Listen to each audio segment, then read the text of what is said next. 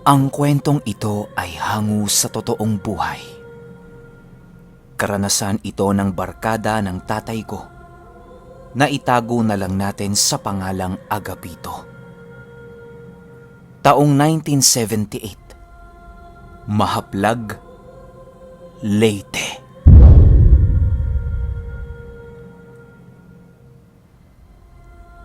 Itong mga panahong ito, nasa 11 taon pa lamang si Agapito.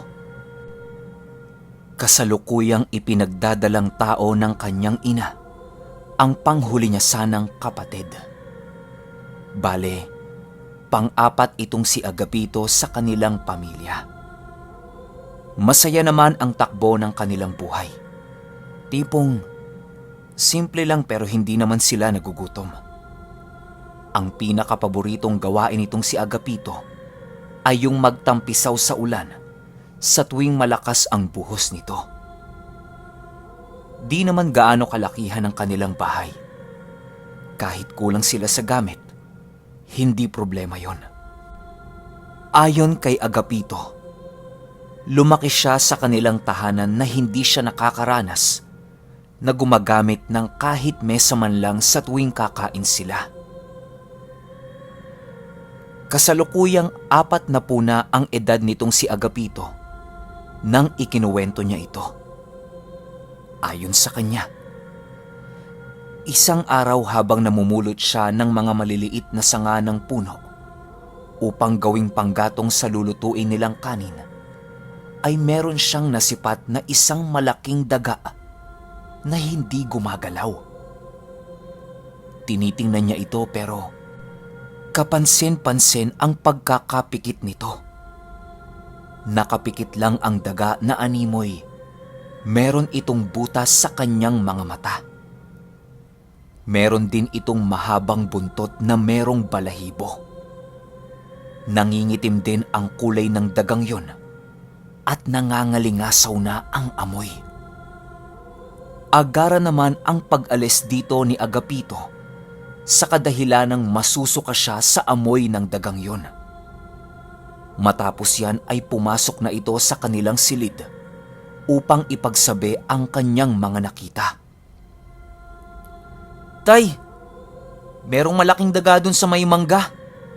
Hindi gumagalaw eh. Patay na yata." Wika ni Agapito.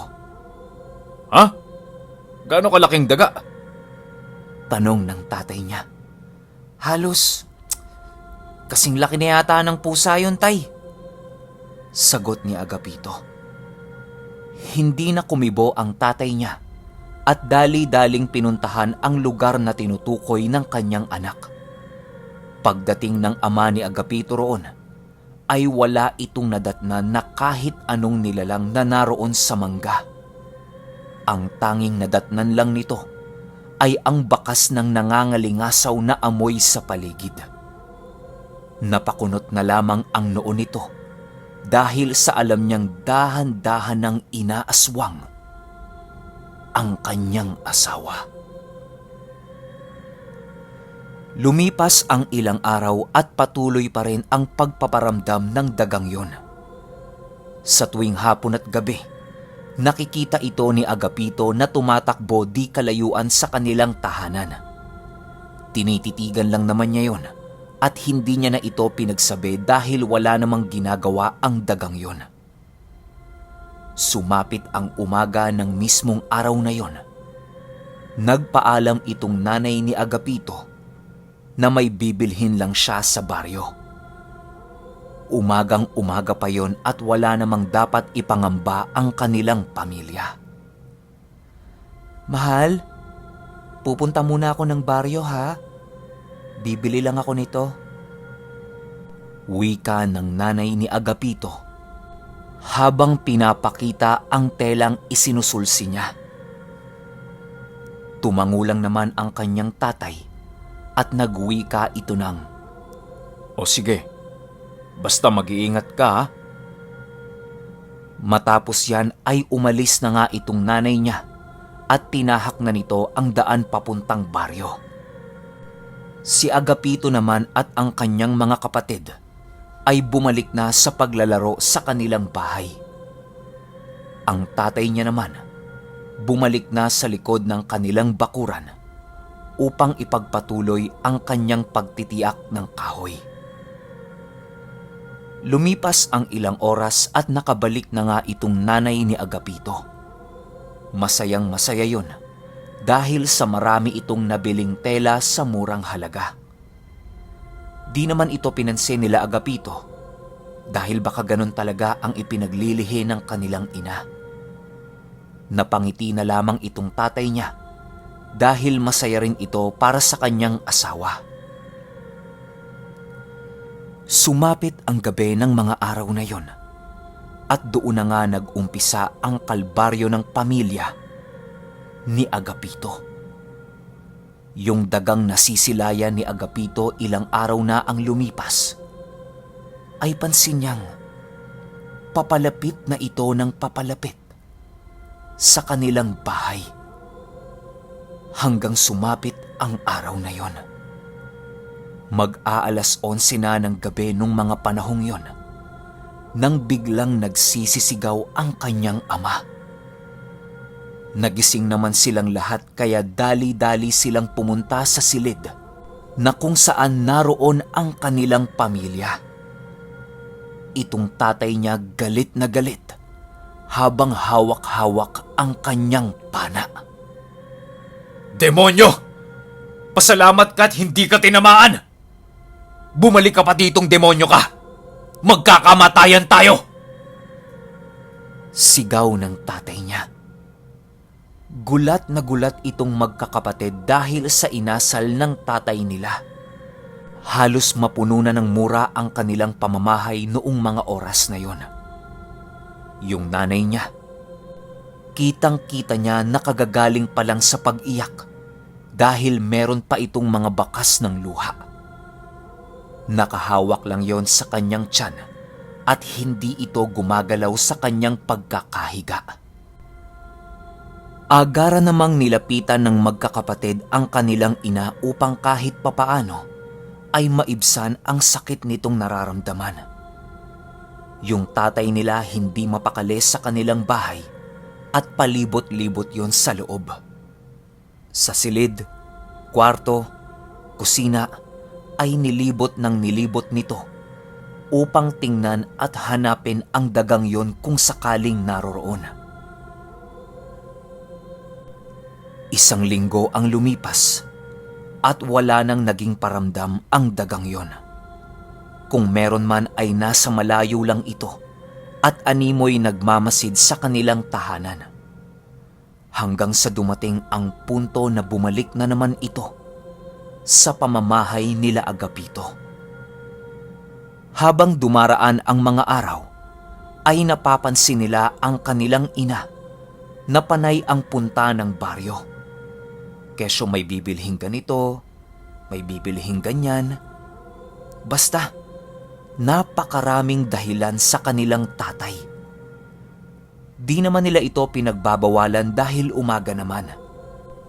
Naisip rin nila na baka yun talaga ang pinaglilihian ng kanilang ina. Hanggang sa dumating ang araw na meron nang napansin itong tatay niya nakakaiba sa kanilang ina. Kitang-kita ng tatay ni Agapito na nandidilim na ang mukha nitong asawa niya habang nagpapaalam sa kanya upang pumunta ng baryo. Pinahintulutan niya ito pero pasimple niya itong sinusundan sa pagpunta nito sa baryo. Nakarating naman ito sa baryo kaya napanatag itong ama niya. Ang ipinanggagalaiti lang nitong makita ay ang kanyang asawa na dumaan sa isang bahay di kalayuan sa kanila. Gulat na gulat itong tatay niya dahil alam na alam ng asawa niyang kuno-kunong aswang yon. Pero bakit pumapasok siya sa bahay ng matandang yon? Maglilimang minuto lang naman ang itinagal nito at aalis din kaagad upang tahakin ang daan pauwi. Paglabas ng kanyang asawa rito, ay pasimpleng nagtago yung tatay ni Agapito upang hindi nito makita. Bago umalis ang tatay ni Agapito, tiningnan niya muna ng masama ang bahay na yon. Pagkatingin niya rito, kitang-kita niya ang isang matandang dalaga na nakangisi sa kanya na tila ba alam nito ang kanyang pinagtataguan. Agad namang kumaripas ng takbo itong si Agapito sa kadahilanang baka hanapin siya ng asawa niya kung sakaling mauna itong umuwi kesa sa kanya. Sumapit ang gabi ng mismong araw na yon at pansinan nitong si Agapito ang hindi pagkibo ng tatay niya. Tila ba hindi panatag ang kalooban nito na merong iniisip na malalim. Nakatingin lang ito sa kanyang asawa at naghihintay ng pangungusap nito sa kanya. Matapos ang kanilang hapunan, wala man lang naganap na pag-uusap nitong mga magulang nila. Ilang oras lang ang lumipas at nagising na naman itong magkakapatid dahil sa pagsigaw ng kanilang ama. Agapito, hindi na pangkaraniwan ang sigaw ni tatay. Tara, tingnan natin. Wika ng kapatid niya. Oo kuya, sagot ni Agapito. Dalawa lang kasi silang lalaki sa kanilang pamilya, kaya sila talaga dapat ang pumunta sa silid ng kanilang mga magulang. Dahan-dahan lang sa paglalakad itong dalawa hanggang sa mapasilip sila sa isang butas doon sa silid ng kanilang mga magulang. Si Agapito ang unang sumilip sa kadahilanang natatakot na rin pati ang kanyang kapatid. Ikaw ba naman? 10 oras na ng gabi tapos meron kang maririnig na magsisigawan at para pa itong nakikipaglaban. Talaga namang kikilabutan ka, di ba? Kahit napakadilim sa kanilang tahanan nung mga oras na yon, ay hindi ito iniinda ni Agapito. Para bang sanay na ang kanyang mga matang makakita sa gitna ng madilim nilang bahay. Pagsilip na pagsilip dito ni Agapito, ay biglang nanlaki ang kanyang mga mata sa kanyang mga nakita. Halos mapaatras na itong si Agapito dahil sa kanyang mga nasaksihan.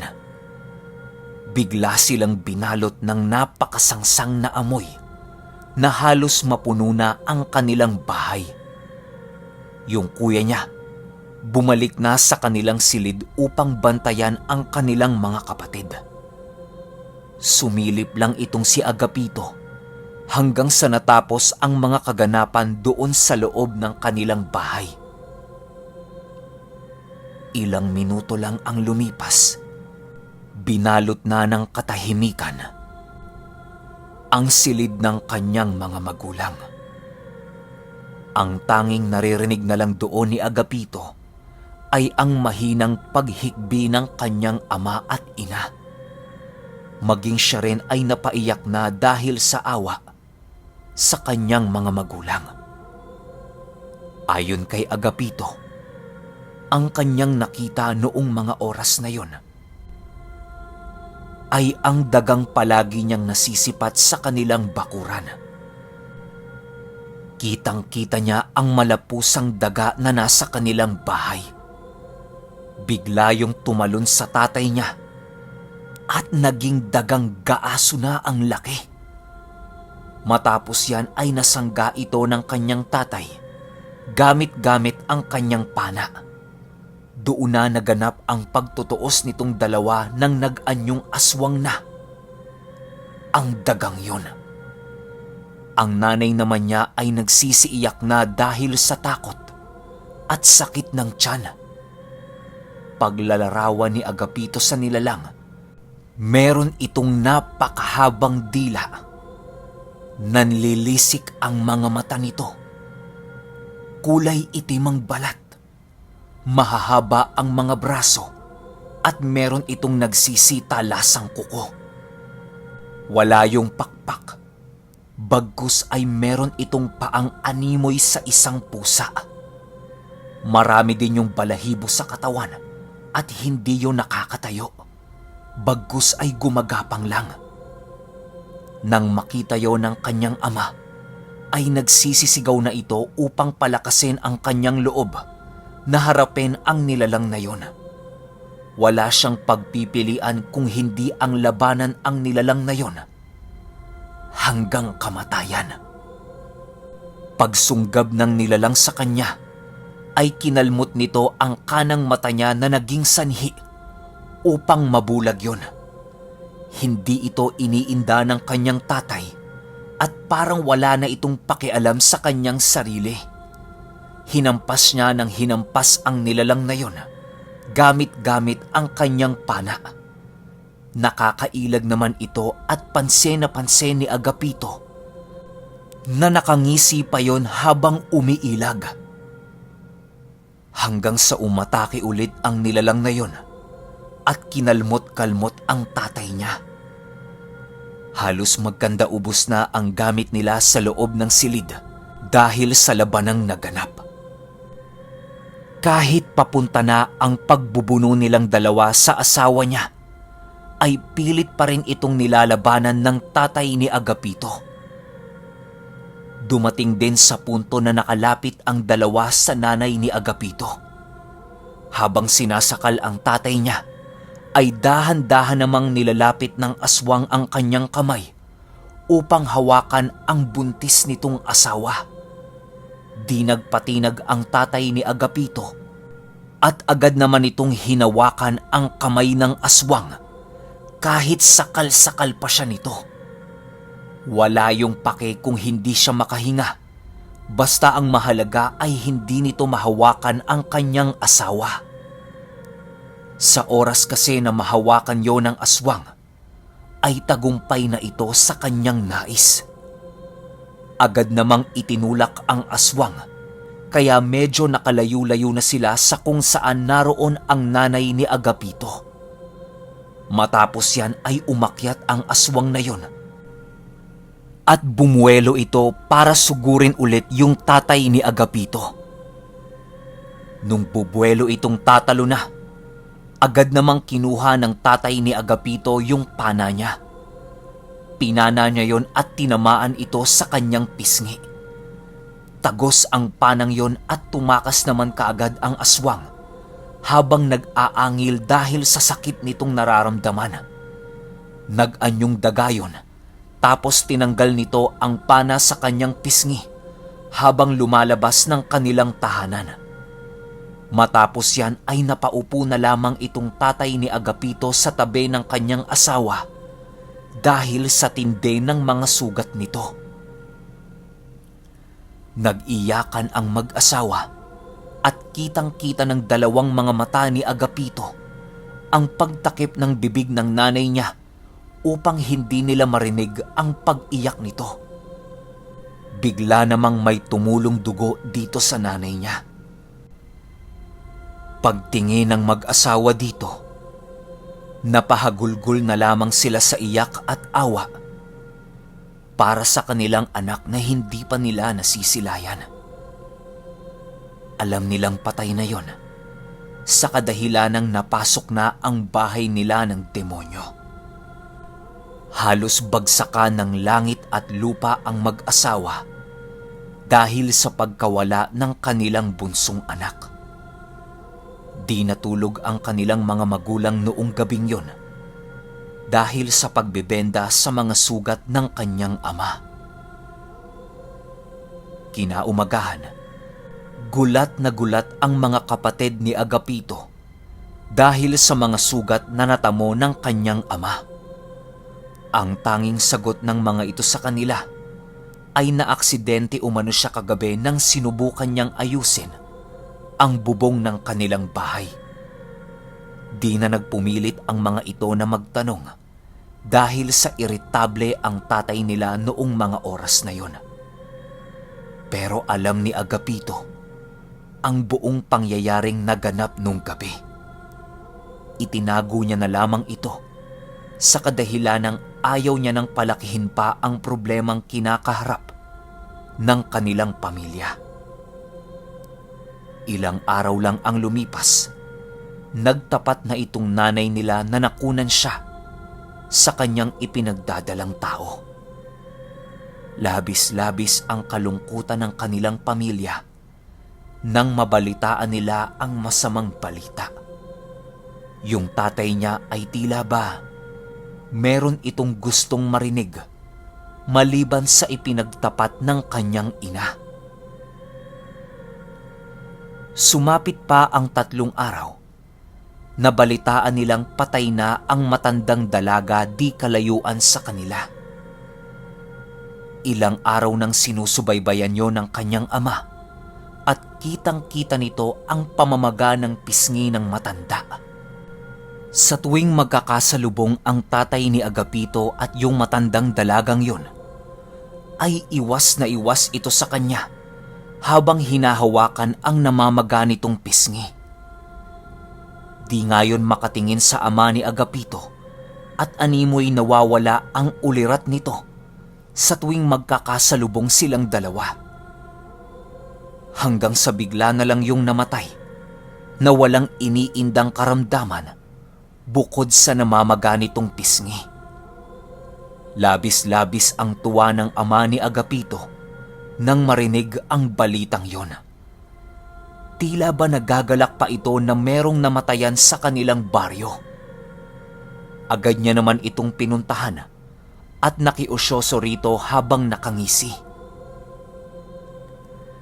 Nakangisi yon na nanginginig dahil sa galit.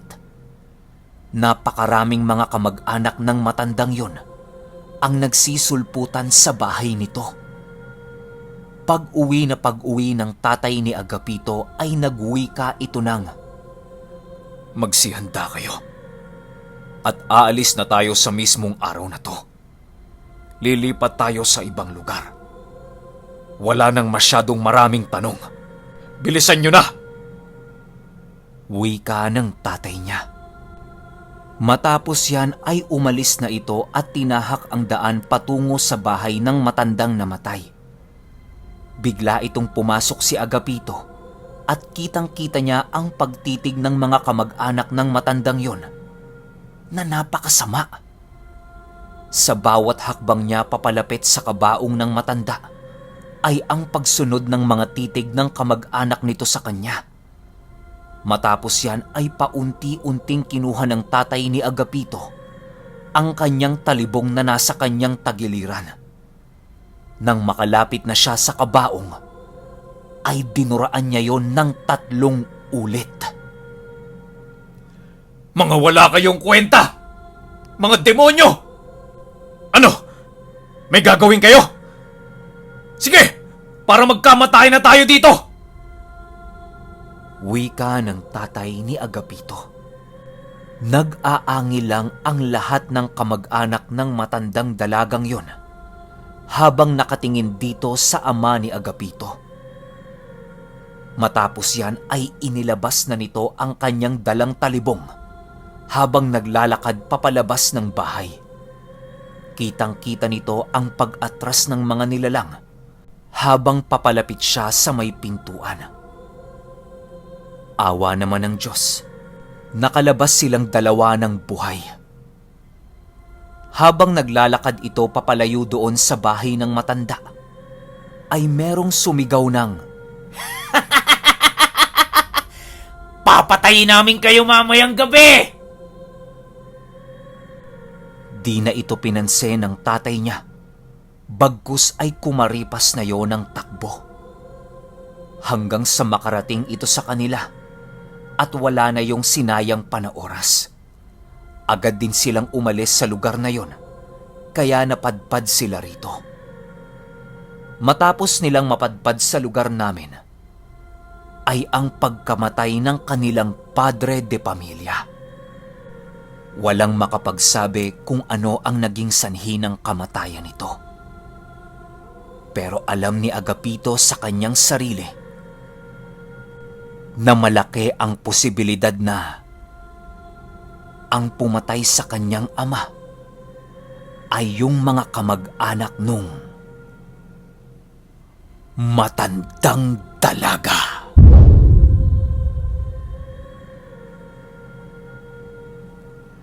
Okay, opinyon ko sa kwento. Habang binabasa ko yung kwento, napapaisip ako kung paano nakapasok yung aswang na yun sa bahay. Pero, kung hihimayin natin yung kwento, parang trinabaho ng aswang yung nanay ni Agapito, di ba? Kasi halos araw-araw dumadaan siya sa bahay nung matandang yun. Pwedeng may nilagay siya rito, pwedeng may ipinahid siya rito, o pwede ring may ibinaon dito yung matandang aswang na yon para magkaroon siya ng karapatang makapasok sa bahay nila Agapito. Yun lang yung mga nakita kong posibilidad kung paano ito nakapasok doon. Ang pinagtataka ko lang, Agapito, bakit nung gabing nakita mong inaatake ng aswang yung mga magulang mo, hindi ka tumulong? Pwedeng natatakot ka? Ayaw mong madamay? O hindi naman kaya duwag ka? Pero kasi magulang mo na yun nandoon Sana man lang tumulong ka. Yun lang yung mga nasilip ko na pwede kong maging komento dito sa kwento na to. Kasi kung tumulong si Agapito, malamang walang nangyari sa kapatid niya. Kaso wala natakot Pero kayo, kung may opinyon kayo sa kwentong ito, i-comment nyo lang sa baba. Yun lang. Hanggang sa susunod na kwento. Salamat.